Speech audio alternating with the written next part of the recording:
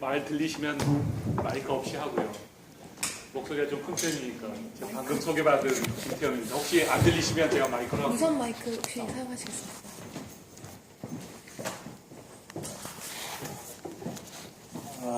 우선 유엔 에스캅에서 근무하고 있고요. 그리고 이제 태국에서 산 지 8년 됐습니다. 그리고 이번에 오늘 강의를 할 주제가 크게 두 개인데, 하나는 이제 유엔에 대한 거고요.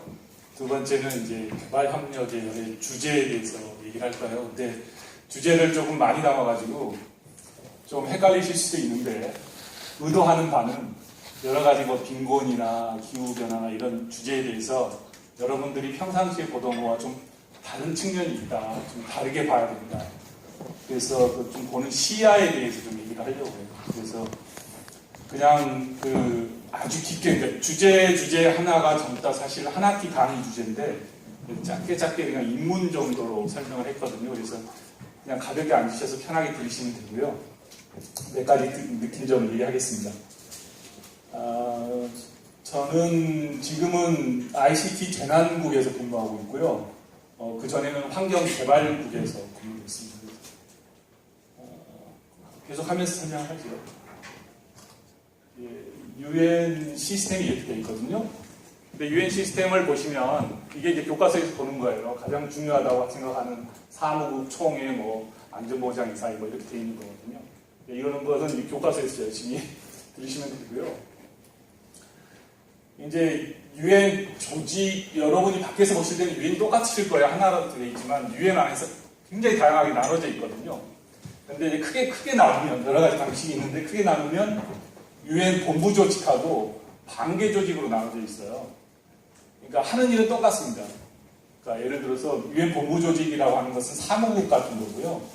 그러니까 반개 조직이라는 것은 이런 조직입니다. 그래서 유네스코, 유니세프, FAO, UNDP 다 이렇게 반개 조직이거든요. 그래서 뭐가 다르냐?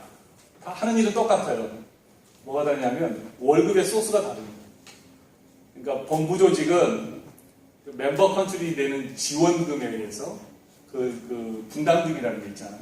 그 돈 가지고 월급을 주는 거거든요. 그러니까 거의 정규직입니다. 그런데 이쪽 조직들은 본인들이 돈을 모빌라이즈 해야 돼요. 그래서 돈을 모아가지고 거기서 13%를 떼도록 되어 있습니다.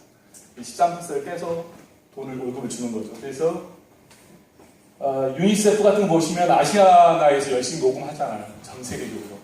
모금을 하지 않으면 조직이 생존할 수가 없는 구조입니다. 그러니까 그 대신 그러니까 이런 거죠. 뭐 본부 조직은 매년 분담금은 의무적으로 되잖아요. 그러니까 월급이 거의 정기적인데 여기는 월급이 조금 그러니까 흔들릴 수 있다는 거예요. 돈이 안 들어오면 그 직이 없어지는 겁니다. 그래서 약간 그렇긴 한데 또 대신 이 조직들은 여기는 월급이 안정되다 보니까 굉장히 비역동적이에요. 활동적이지 않죠. 이 조직들은 굉장히 활동적이고 일도 많이 하고 있습니다.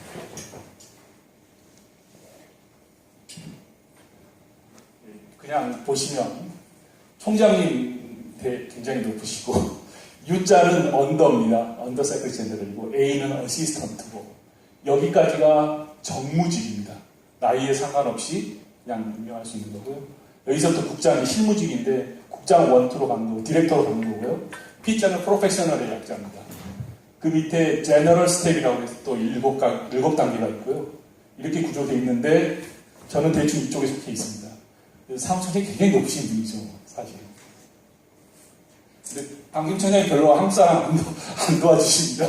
그래서 별로 도움 얼굴 뵙기도 쉽지 않고 별로 도움도 받은 적이 없고. 유엔의 주인이 누구냐? 유엔 딱 그러면 국제기구에서 근무하는 직원들 생각하시잖아요. 그런데 유엔이 주인이 누구냐? 저기 보시면 유나이티드 네이션스거든요. 국가가 주인입니다. 국가가. 사무국은 세크리터리 원래의 의미는 비서잖아요. 비서.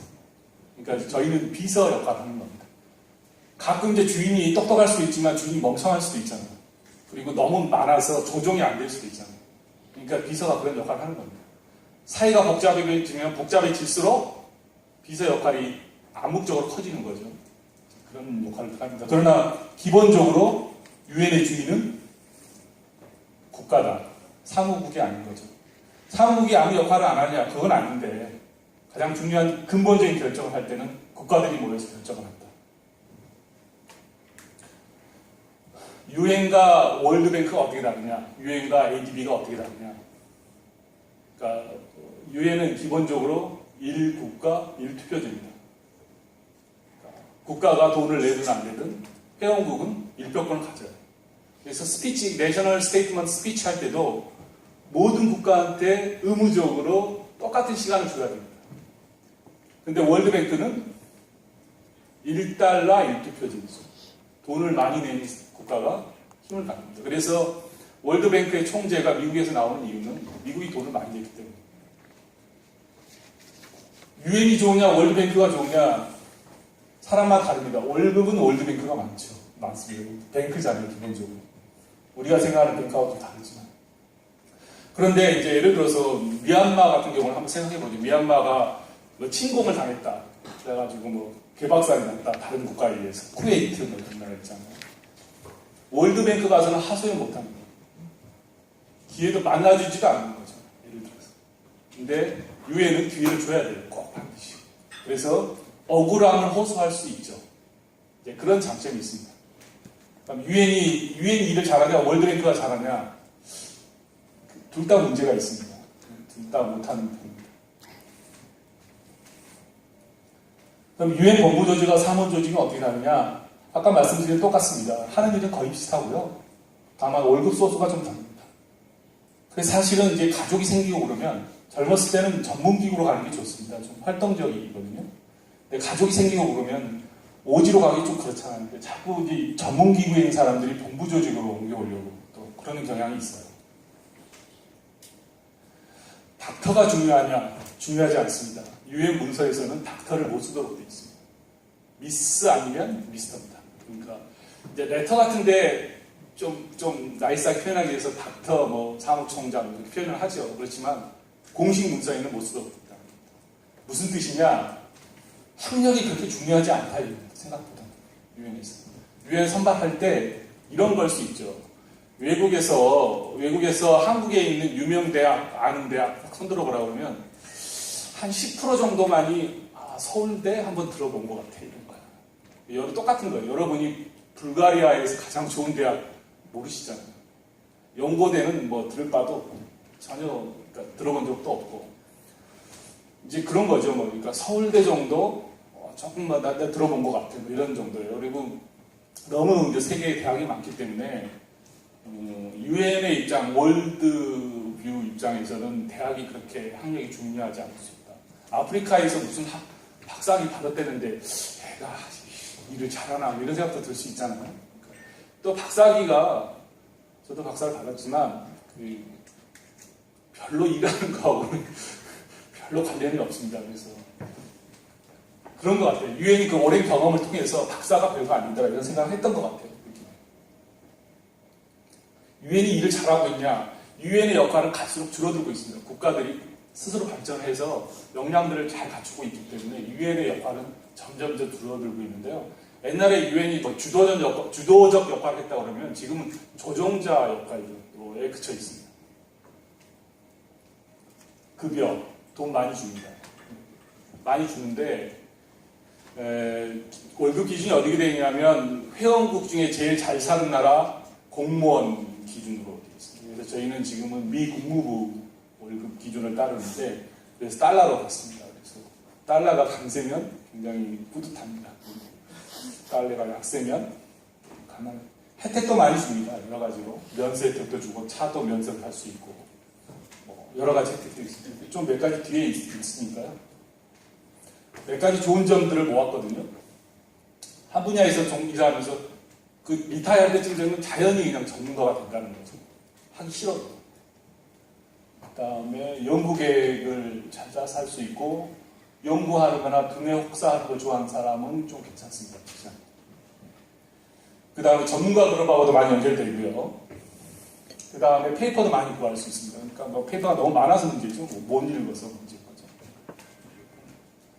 그 다음에 직원들이 같이 협력해가지고 페이퍼를 만드는 그 문화가 굉장히 잘 발달되어 있습니다. 챕터별로 각각 나눠가지고 딱 모여가지고 책을 한 권 만들고 이런 문화가 굉장히 잘 발달되어 있습니다.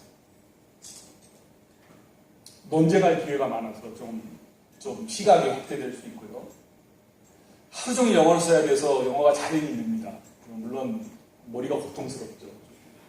그래서 점심 때는 한국 직원끼리 모여서 밥 먹고 그렇습니다. 좀 한국말도 하고 그래야 돼서 CPU가 이렇게 히팅돼가지고 좀 열도 나오고 그래서 자연스럽게 식당에 가면 한국 사람끼리 모여서 먹어요. 그래서 니들은 한국 사람들 왜 이렇게 너희들만 모여서 먹냐 이런 얘기도 많이 하고 어떤 한국 직원은 일부러 또 한국 사람과 잘 안 먹기도 하고 그렇습니다. 그래서 대부분 사람들이 한국 직원들이 더군다나 정부 부처에서 파견되신 분들은 조금 영어가 약해서 이제 한국 분들끼리 많이 모이시고요. 그런 것 같아요. 그래서 그렇고 유엔에 있으면 실력이 좋을 거다 당연히 생각해서 별로 테스트 안 합니다. 사실은 그건 아닌데 별로 그냥 잘하겠지 뭐 이 정도. 그래서 별로 테스트 안 하고요.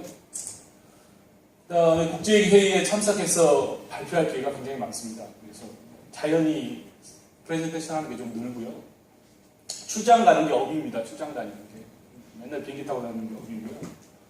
그 다음에 여러 가지 다양한 문화를 접할 수 있고 어느 정도 대우를 해줍니다. 그래서 뭐 그런 거고 재정 지원도 잘해주고 자녀들 대학교 학비까지 지원해줍니다. 그러니까 1년에 35,000불 주거든요. 그럼 자녀가 둘이다 그러면 월급이 1년에 7천만 원 더 가는 거죠. 주택 보조금 같은 것도 좀 주고요. 그 다음에 차량 면세. 저도 태국에 도착하자마자 BMW를 샀습니다. 사서 열심히 타고 다녔는데 타면 똑같습니다. 본전 생각나고. 진짜입니다. 그래서 문 딱 닫고 딱 앉으면 똑같아요. 밖에서 봤을 때 좋은 차지 안에서 딱 타면 똑같고요. 모르겠어요. 사고가 나면 그럴 수 있는데 큰 사고가. 방콕 같은 경우는 교통도 심하고 그래가지고 달릴 때도 별로 없어요. 그러니까 막 좋은 차라고 해서 열심히 닦아야 되고 막 그래서 그 차 5년 후에 팔 수 있거든요. 세금 없이. 그러면 보통 BMW가 5천만 원 정도 하더라고요. 연세로 5천만 원인데 5천만 원 정도에 다시 팔 수 있습니다. 그래서 이번에는 현대 밴을 샀죠. 큰 거. 애들도 커지고 손님도 많이 오고 그래서 공항에서 픽업도 해야 되고 그래서 밴을 큰 걸로 샀습니다. 그냥 평생에 한번 좋은 차 정도는 한번 타볼 수 있다. 이런. 그다음에 연금 많이 내고 많이 받는 구조입니다.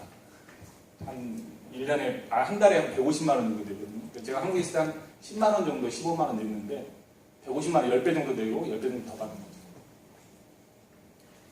사무실 가지고 비서 줍니다. 그래서 옛날에 코이카에서 근무할 때는 제가 출장 갈 때 뭐 정상부터 뭐 다 하는 건데 비서가 나가서 해줍니다. 자기는 좀 중요한 문제만 포커스를 맞출 수 있고요. 그 다음 비행기 시간이 9시간이 넘으면 좌석을 비즈니스로 줍니다. 그래서 처음에는 고민을 많이 해요. 걔도 가난한 나라 도우면서 꼭 비즈니스 타고 가야 되나 뭐 그런 생각. 걔들은 월급이 150불씩 이러는데 출장비 내 하루 자는 비용 DSA 받는 돈이 그 사람 한 달 월급보다 많은 경우가 있거든요. 심리적 갈등이 있었는데 이제 해보니까 하도 이제 출장 많이 다니잖아요. 반 비행기를 사는 게 좀 힘들어요. 그래서 이제 지금은 야, 비즈니스가 안 주나? 뭐 이런 생각도 가끔 하고 그렇습니다. 많은 국가 다닐 수 있고 태평양에서 어디까지도 다 돌아다닐 수 있는 거고요. 휴가가 깁니다. 그래서 그냥 30일씩 보통 휴가 다니는 것은 보통입니다. 그래서 가족들이 다 유럽 여행, 우리나라에서는 코이카에서 있을 때는 뭐 다 그러시겠지만 일주일 가는 거잖아요. 그러니까 한 달씩 가는데 가끔 보스 중에 눈치 주는 사람이 있긴 합니다. 그러나 휴가는 자기의 권리라고 생각하는 분위기거든요. 그래서 보스가 뭐라고 막 심하게 한다? 그러면 인사팀이 얘기합니다. 보스가 출장 휴가 못 가게 합니다. 별일도 없는데 큰 이벤트도 없는데 휴가 못 가게 한다. 클레임도 할 수 있어요. 근데 보스부터 열심히 다니기 때문에 휴가를 같이 그냥 잘 다니는 분위기입니다. 그래서 정년은 65세고요. 62세였는데 65세로 작년부터 연장됐습니다. 근데 젊은 친구들은 군대를 외국 애들은 안 가잖아요. 그러니까 25세쯤 일찍 들어오거든요. 65세면 40년이라는 거예요. 야, 이게 바람직하냐. 조금 일하고 연금을 많이 타야지. 길게 일하고 연금 많이 타면 별로 늙어서 쓸 일이 있을까. 그런 거죠. 해고도 쉽지 않습니다. 처음에 갈 때는 저도 코이카 따라 글로 갈 때는 2년 계약으로 시작되기 때문에 5년이 지나야 의미 있는 해입니다. 5년이 지나야 연금 자격이 되는 거고요. 5년이 지나면 컨티뉴 컨트랙트라고 그래가지고 약간 종신처럼 가는 겁니다.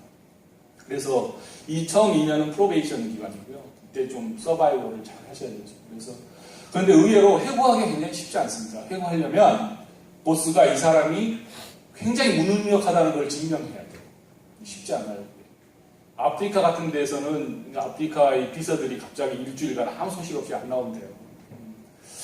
뭐 그런 경우가 이제 계속되면 보스가 열받아서 해고하겠다고 그러잖아요. 그러면 인종차별로 겁니다. 소송으로 갑니다. 보스가 1년 동안 아무 일 못해요. 그래서 요새는 농담으로 정말 마음에 안 드는 직원이 있으면 추천장을 아주 잘 써가지고 딴 부서로 보내는 거예요. 그래서 추천장을 아주 좋은 추천장을 받으면 의심을 해보는 거죠. 이렇게 좋은 직원을 왜 나한테 보내줄까? 유엔의 문화가 그렇다는 거죠.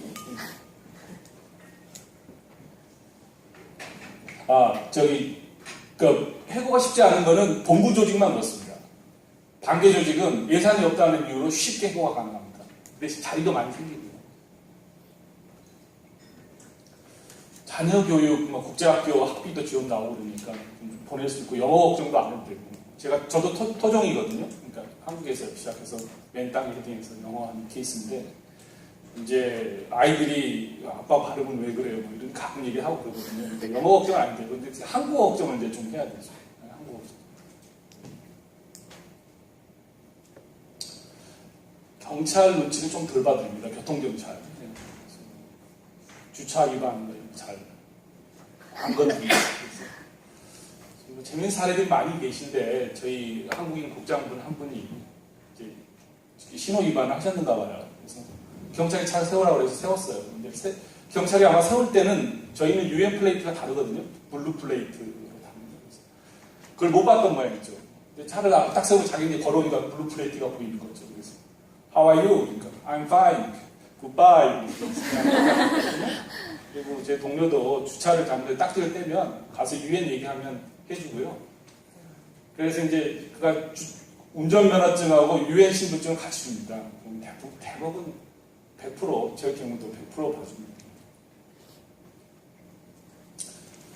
외교관 라인을 통해서 출입국하기 때문에 좀 편하고요.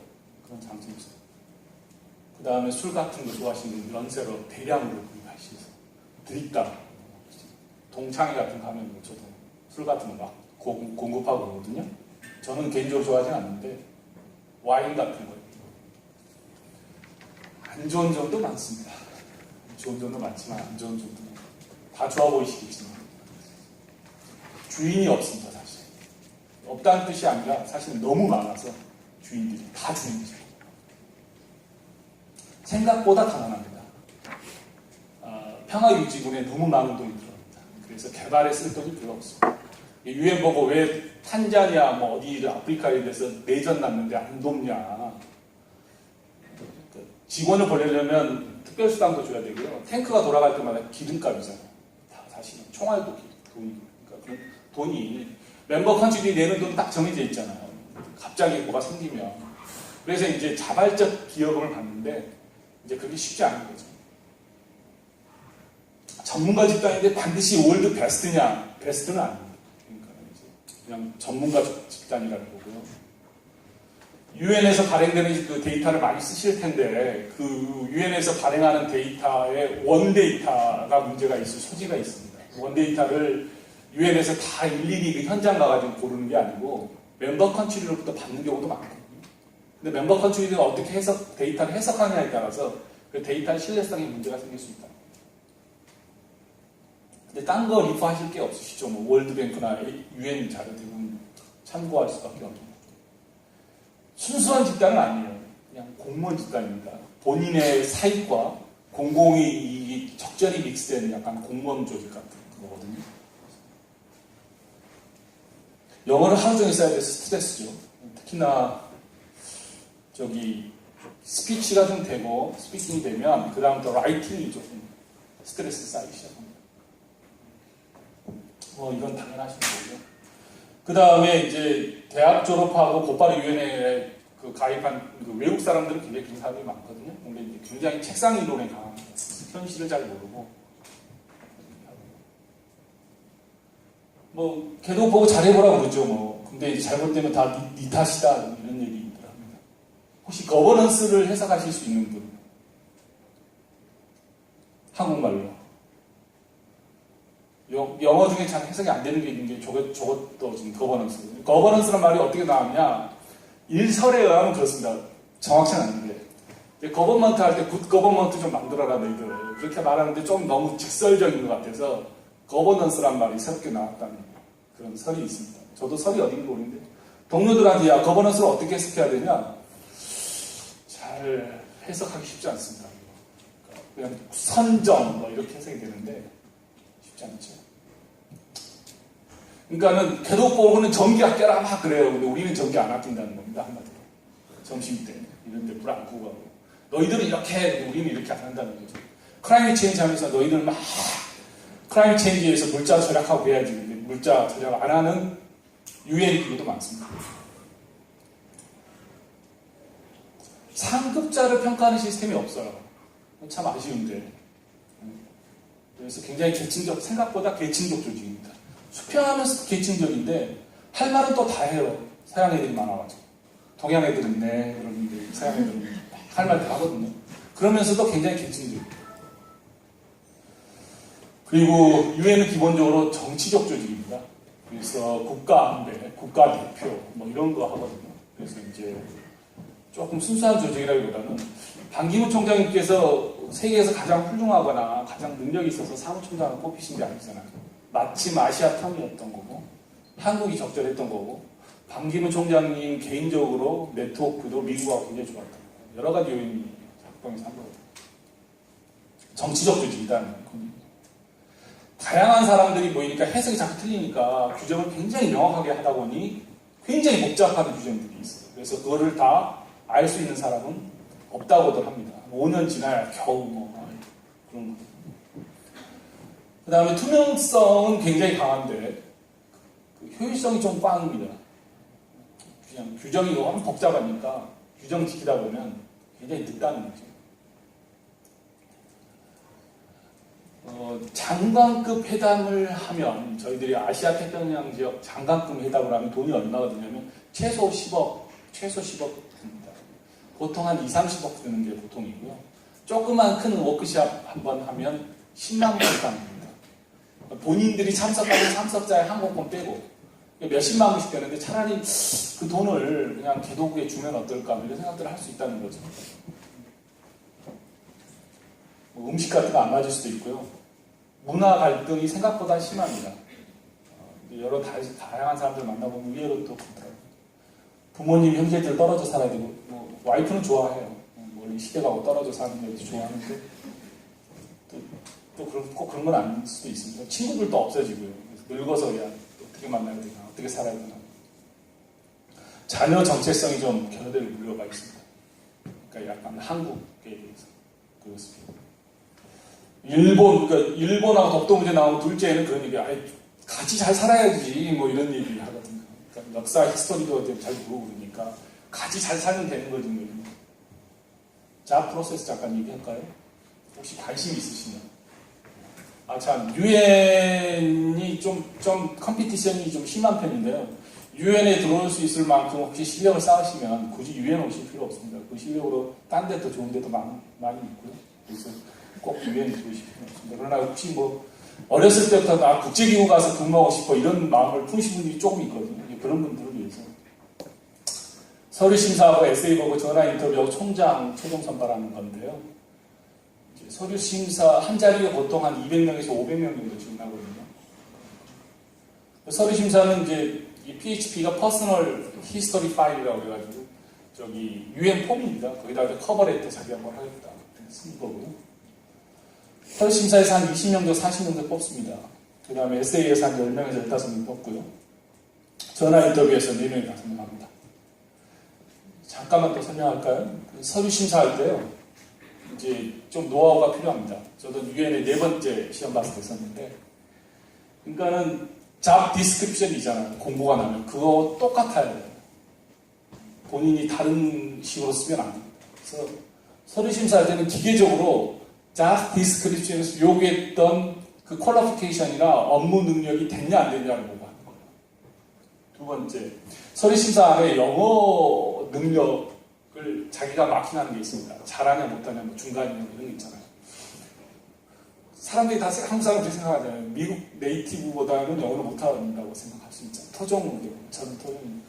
그러면 이제 미디엄 딱 클릭하면 전부 다 떨어진다는 거죠. 겸손해서는 안 된다는 거예요. 무조건 잘한다고 그래요. 커버레터도 마찬가지입니다. 나 무지하게 잘한다. 나 안 뽑으면 후회할 거야. 뭐 이런 식으로 가야 된다. 우리는 굉장히 겸손하게 제가 여기 가서 잘해볼게요. 뭐 이렇게 쓴다는 거죠. 이 논조가. 그럼 떨어진다는 거예요. 저도 그런 실수를 했습니다. 에세이 시험은 시험이 2개가 나오는데요. 2시간 동안 인터넷으로 딱 옵니다. 오면 그때부터 쳐서 인터넷으로 딱 다시 그 2시간 안에 보는 겁니다. 인터넷이 갑자기 불통이다. 그럼 그건 너 잘못이야. 이렇게. 그러니까 저게 굉장히 제가 스리랑카에서 시험을 봤거든요. 굉장히 걱정스럽죠. 야, 이거 가는 거 아니야? 이런 생각을 할 수 있습니다. 시험 문제는 뭐 나오냐? 이런 거 나옵니다. Sustainable Development란 말을 많이 들어보시죠. 저도 기억나요. Sustainable Development가 성공이냐 실패냐. 실패라면 너의 전략은 뭐냐. Sustainable Development Goal이 요새 많이 나오는데 Sustainable Goal 내용이 뭐냐 이런 거 물어보지 않고요. 이렇게 물어볼 수 있어요. 저도 그렇게 물어볼 수 있어요. MDG가 이제 2015년에 끝나거든요. MDG가 성공이냐 실패냐. 성공이라면 이유를 써보고 실패라면 이유를 써봐라. 실패라면 왜 어떻게 돼서 실패한 거냐. 그런 의견을 써야 되는 거죠. 사회과학은 정답은 없잖아요. 얼마나 논리적이냐라는 걸. 전화 인터뷰에서는 뭐 여러 가지 물어봅니다. 에세이에서 썼던 것들에 약간 미흡한 거, 서류에서 보니까는 뭔가 명확치 않은 거 이런 것들은 물어보고요. 예를 들어서 코이카에서 무슨 일을 했다. 넌 코이카에서 그 일을 했는데 너의 역할은 뭐였냐 이렇게 물어보더라고요. 그런 거 물어보고요. 에틱스 같은 것도 그런데 윤리.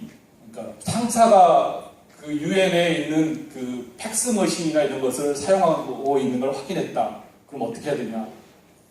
한두 번 얘기하고 그래도 계속 고쳐지지 않으면 인사팀에 보고해야 된다. 북한처럼 말이죠.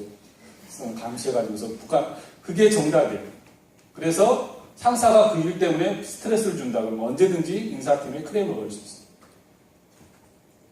그러니까 우리하고는 문화가 좀 다른 거죠. 문화가 좀 다른.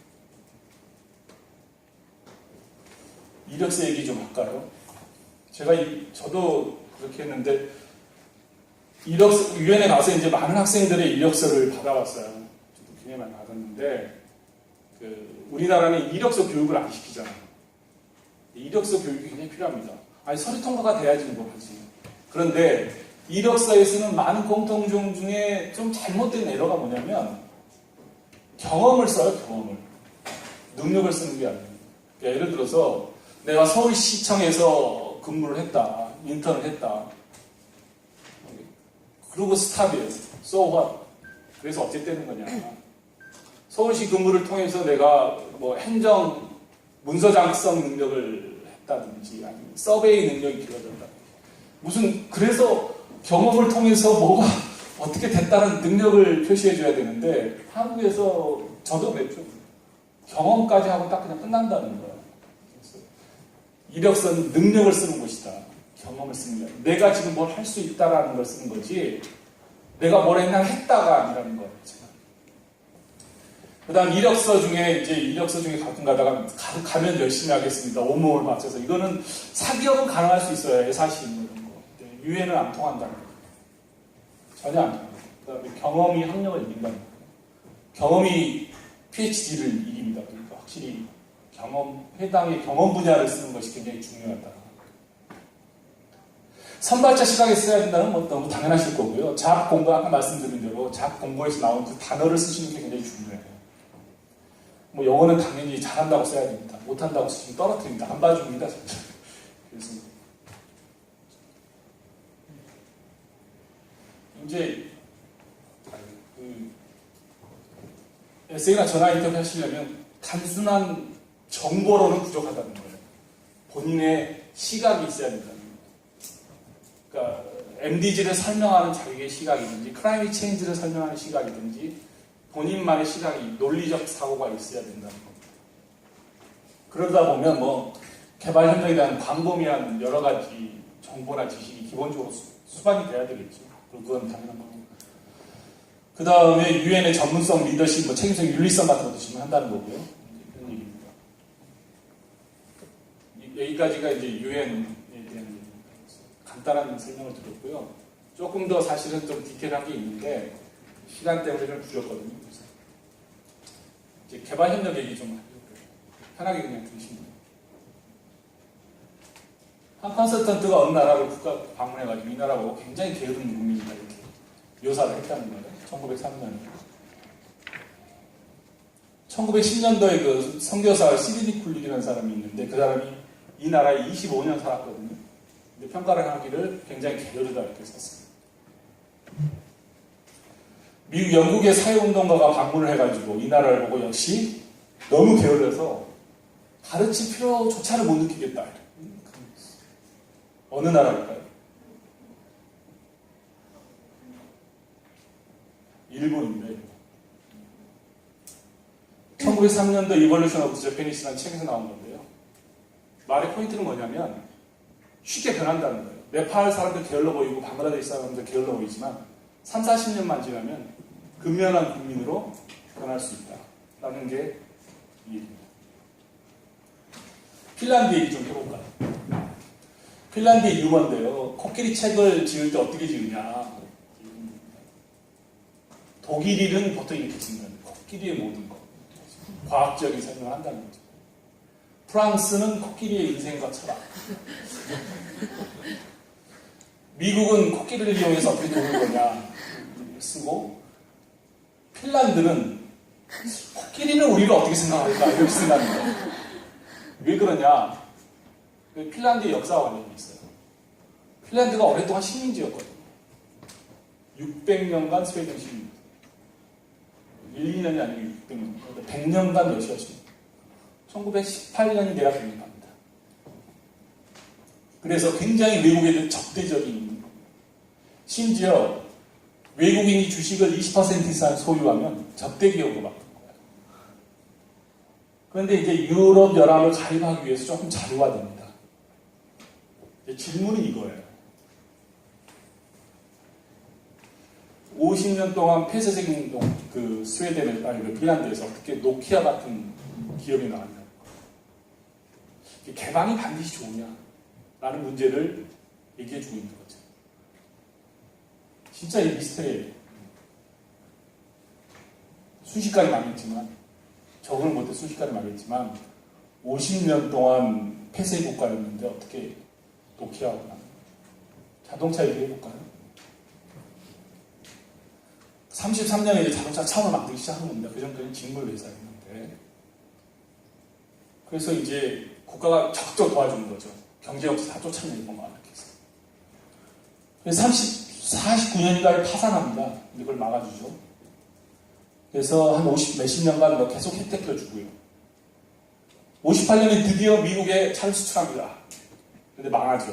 그래서 사람들이 뭐라고 하냐면 이 회사는 가망이 없다. 차라리 없애고 차라리 그냥 외국차 수입해 쓰자. 이 자동차 회사는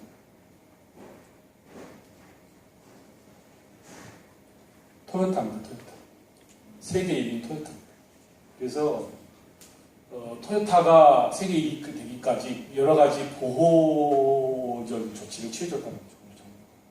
사실 현대자동차도 그런 거잖아요. 지금 세계 5위인데 국가에서 안 도와줬으면 일찌감치 망했다는 거죠. 현대가 그걸 알아야 되는데 이렇게 국민들이 도와줬다는 거죠.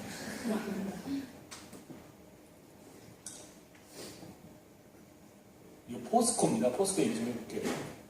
1965년에 이제 한국 정부가 우리가 철강회사 좀 세우겠다고 저기 세계은행에다 돈 좀 달라고 해요. 차관 달라고. 세계은행에서 각하를 시킨 것뿐만 아니라 모든 원조 국가한테 이런 프로젝트를 도와준다는 말도 안 된다. 절대 도와줘서는 안 된다라고 했던 프로젝트. 그 이유가 뭐냐? 굉장히 리저너블해요. 그때 주종이 오류, 뭐, 가발 뭐 이런 거 팔던 나라는 거지. 야, 이들이 철강을 만들어. 이게 이해가 안 되는 거죠. 사실. 석탄도 없고 철강석도 없고 철강 기술도 없어요. 시장도 없죠. 이 나라에서는 뭐 경공업이었으니까 좀 중공업보다는 좀 더 좀 강한 경공업 만드는 게 나았다고 봤던 거죠. 국영기업이죠. 이제 마지막에 하이라이트입니다. 회장이 군인 출신이에요. 딱 부패에 먹기 딱 좋겠구나. 차만 주면 곧바로 그냥 개인 주머니에 들어가겠구나. 그래서 한 거죠. 그래서 각하를 했어요. 딱 보면 굉장히 리저너블 하잖아요. 이유가 타당하다 이 말이죠. 질문이 이겁니다. 세계에서 가장 안 좋다고 한 사업 계획서가 어떻게 성공했냐는 거예요. 한번 고민해 보실 필요가 있죠. 지금 물론 포스코가 지금 신문지상에서 여러 가지로 문제가 되고 있지만 어찌됐든 간에 포스코라는 회사가 철강 회사가 아무 자원도 없는데 그래서 포스코가 굉장히 특이한 회사입니다. 여러 가지 개발 주제를 다룰 거고요. 한 15분 남으면 얘기해 주시는 주제들이 많아요. 한국 이야기 해볼까요? 이 사람이 한국도 왔어요. 한국도 역시 똑같이 야 정말 그때가 1200만년 나와요. 우리가 1200만이 더럽고 게으르고 토닥들에서 사는 이런 생각을 했던 것 같아요. 한국전에서 400만 명이 죽었거든요. 그리고 제조업의 50%, 철도 75%가 날아갔고요. 1950년대 USAID가 한국 보고 밑빠진 독이라고 불렀습니다. 이들을 도와줘봐야 방법이 없다. 근데 61년에 1인당 소득이 82불이니까 가나가 179불이니까 우리가 가나보다 못 살았던 거죠. 문자 해동률은 이렇고요. 그런데 이제 73년부터 바뀌기 시작합니다. 그래서 77년에 1000불 됐고요. 80년대에 점점 좋아집니다. 그래서 우리가 소득이 전체적으로는 3만 배가 증가했고요. 1인당으로는 400배가 증가했는데 사실은 이게 잘 실감이 안 나요. 우리 아이들도 실감이 안 나는데 소득이 2배 늘었다. 의미가 무슨 뜻이냐면요. 한번 가만히 생각해 보시면 내가 집이 한 채고 자동차가 한 채인데 소득이 그래도 딱 2배 되면 집도 2채, 자동차도 2대, PC도 2개, 모든 게 2개씩입니다. 사실 굉장한 거죠. 그렇지 않습니까? 2배인데 400배. 엄청난 거죠, 사실. 한국이 굉장히 특이한 국가입니다. 그래서 우리 아이들한테도 우리 아이들의 학교 애들은 전부 다 국제학교라서 아이폰 씁니다. 애만 삼성 거 쓰거든요. 그러면 야, 한국 사람이 삼성. 팩트를 놓고 얘기하자고 그러는 거예요. 그래서 그러니까 아이가 무의식적으로 한국은 잘 못 사는 나라 이렇게 생각한 거예요. 못 산다고는 아니지만 미국, 영국 이런 애들보다는 못 산다고 생각해요. 그렇지만 이제 무역 규모, 팩트로 얘기하자. 그래서 항상 수치로 우리나라는 이 정도 되는. 그래서 요새 많이 바뀌었어요. 그래서 한국을 자랑스럽게 해라. 이런 거잖아요. MS 워드를 안 쓰는 나라가 한국이 거의 유일하잖아요. 굉장히 특이한 국가인 겁니다. 한국이 골 때리는 국가예요. 외국에서 보면. 아니, 이게 이해가 안 되는 거예요. 굉장히 특이한 국가여서 한국에 대한 자긍심을 좀 심어주려고 하는 얘기를 하죠. 그런데 그냥 얘기하면 안 되니까 팩트를 넣고 무역 규모, 삼성의 규모, 삼성이 일본 7개 회사 합친 것보다 많거든요. 전자회사. 그러니까. 물론 삼성이 한 200조 됩니다. 애플이 한 1000조 됩니다. 1000조. 조금만 해서. 갈 길은 멀죠. 삼성 서비스를 맡을 때마다 좀 열받는 것도 있어요. 저도 삼성 휴대폰 쓰지만 그런 것도 탑 보유국 5개. 무역 규모. 원조국에서 성공한 거의 유일한 국가. 홍콩이나 싱가포르는 도시국가라서 카운트할 거예요. 싱가포르 잘 살잖아요. 근데 거의 무시해도 돼요. 싱가포르가 국제적으로는 거의 의미가 없어요. 물론 잘 살죠. 45,000불씩 되고 도시도 이제 깨끗하게 잘 하는 삶의 질은 별로 그렇게 좋지 않아요. 거의 일당 제재고. 피터 드러커가 이런 말을 했습니다. 6.25 이후에 한국의 발전만큼 경이로운 건 없다. 그래서 한국에 대해서 굉장히 자랑스럽게 하셔도 됩니다. 근데 지금은 좀 터닝 포인트잖아요. 망가질 수도 있고 더 좋아질 수도 있고. 대통령 잘 뽑으시죠. 한국이 어떻게 성공했냐? 가장 안타까운 게요. 저희들이 이렇게 문서 능력이 좀 떨어져요. 외국 애들은 자기들이 잘하는 거 못하는 거 다 문서 기록이 있는데 우리 선배 진짜 그 역사적 발전을 할 때 선배들은 다 리타이어 하시고 그때 치열하게 논쟁했던 그런 자료들이 안 남아 있는 거예요. 문서 완전 진짜 안타까워. 정말로 다시 되돌아가서 많이 우리가 꼭 해야 될 일 중에 하나가 우리가 왜 발전했는지에 대한 내부적 토론, 고민 같은 거를 문서화해 놓는 거. 근데 그게 없거든요. 한국이 왜 발전했죠? 무슨 동력으로 발전했죠? 첫 번째가 교육이잖아요. 교육. 근데 이제 제가 다음에 얘기하는 거는 교육이 답이 아니다는 거. 교육 때문에 발전한 게 아니다는 거. 그 다음에 제일 가장 중요하게 드는 게 인프라죠. 인프라를 잘 깔아서. 단일 국가다. 우리가 6.25로 인한 아주 효율적인 관료 체제를 갖고 있었다. 하여간 뭐 여러 가지 얘기가 많이 있습니다. 우리 박정희 대통령 별로 안 좋아하지만 박정희 대통령이 한 일은 진짜 많거든요. 그거는 인정하고 합니다. 별로 좋아하지 않습니다. 그 다음에 우수한 인자가 있었다. 아니 1910년대에 너무 게을러서 가르치조차도 이러긴 했는데 우수한 인자. 원조 별로 우리 127억 불 받았는데요. 그렇게 많이 받은 건 아닙니다. 많이 받았지만 많이 받은 것도 아니에요. FDI도 별로 적었던 편이고요. 그래서 호의적인 우호적인 무역 체제가 있었다는 건 사실입니다. 가트 체제 때문에 우리가 굉장히 많은 돈을 받았어요. 교육 한번 볼까요? 깊게. 교육이 장기 경제 성장에 많은 기여를 한 것은 맞습니다. 그건 사실이죠. 그러니까 높은 경제 성장을 하기 위해서는 반드시 교육이 필요해요. 근데 교육을 많이 했다고 해서 반드시 경제 성장이 된다는 건 아니라는 거예요, 제가. 교육에 높은 투자가 반드시 100% 경제 성장을 가져온 건 아니더라. 이거 한번 볼까요? 1970년대 한국이거든요. GDP가 290불, 우리가 그러니까 교육에 투자한 교육 비율이 3.45%거든요. 이제 경쟁력 와서 뭐 27, 26이었잖아요. 그런데 말레이시아 한번 보시죠. GDP도 높고요. 교육 투자도 더 많습니다. 근데 왜 말레이시아가 우리나라보다 발전을 못한 거죠? 뭐가 좀 설명이 돼야 되잖아요.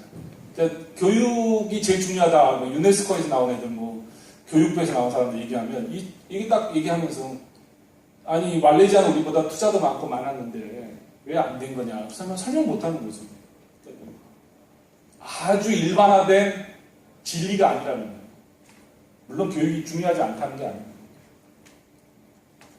스위스 같은 데 볼까요? 대학 진학률이 OECD의 50%입니다. 50%.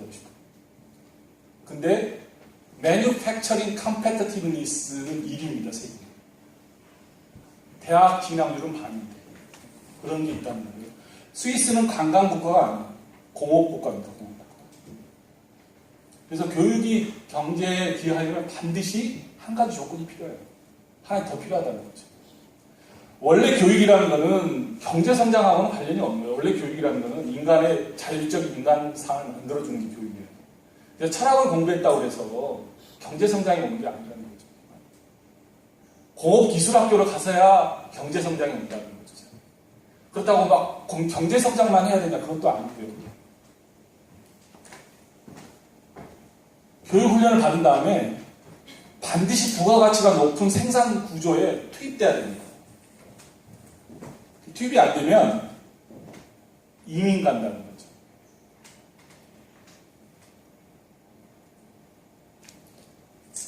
그래서 국가의 조직 능력이 사실은 교육보다 더 중요합니다.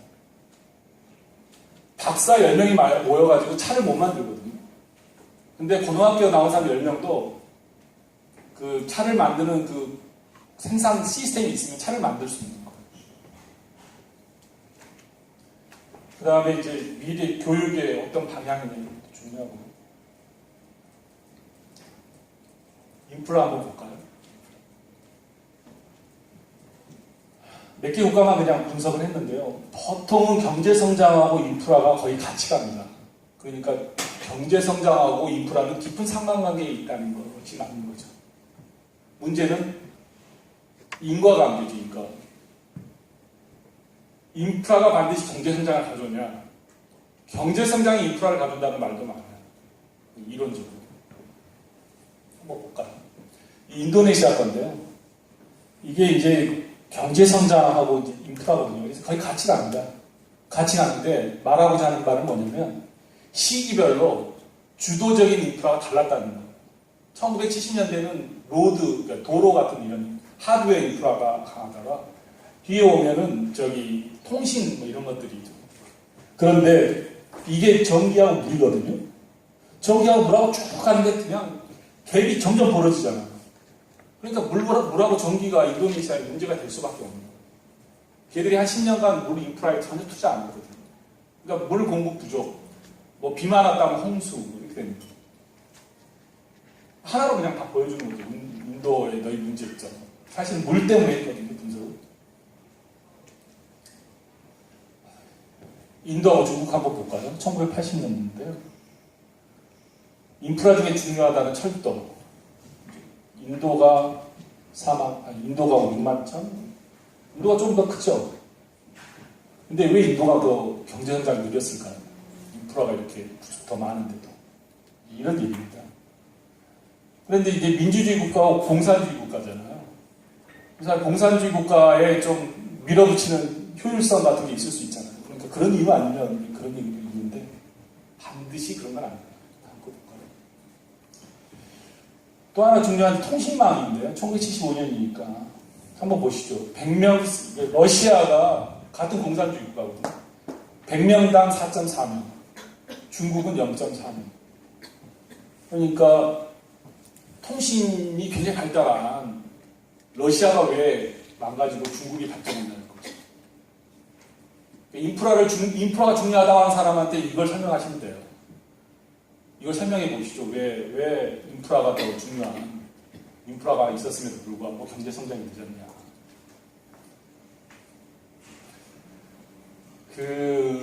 우리가 경부고속도로를 제일 먼저 깔았거든요. 경부고속도로가 사실은 그게 산업도로였던 거죠. 관광용 도로.